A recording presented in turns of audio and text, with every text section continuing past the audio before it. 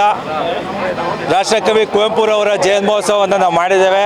ಈ ಕಾರ್ಯಕ್ರಮದಲ್ಲಿ ನಮ್ಮ ಮಾಜಿ ಶಾಸಕರಾದ ಶ್ರೀ ಎಲ್ ನಾಗೇಂದ್ರ ಅವರು, ಕೆ ಉಮಾಶಂಕರ್ ಅವರು ಎಲ್ಲರೂ ಪಡವರಹಳ್ಳಿಯ ಮತ್ತು ಎಲ್ಲ ಯುವ ಮಿತ್ರರ ಸಹಕಾರೊಟ್ಟಿಗೆ ನಾವು ಮಾಡಿದ್ದೇವೆ.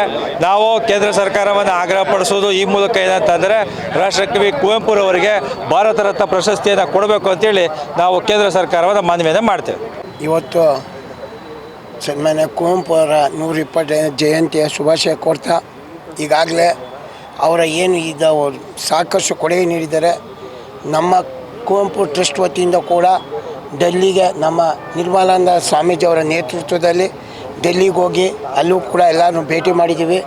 ಈಗಾಗಲೇ ಕುಮಾರಸ್ವಾಮಿ ಇರ್ಬೋದು, ಶೋಭಾ ಕರಂದ್ಲಾಜೆ ಇರ್ಬೋದು, ಸೋಮಣ್ಣವ್ರು ಇರ್ಬೋದು, ಈಗಾಗಲೇ ಭೇಟಿ ಮಾಡಿ ಅವ್ರಿಗೆ ಭಾರತ ರತ್ನ ಕೊಡಬೇಕು ಅಂತ ಮನವಿ ಮಾಡ್ಕೊಂಡಿದ್ದೀವಿ.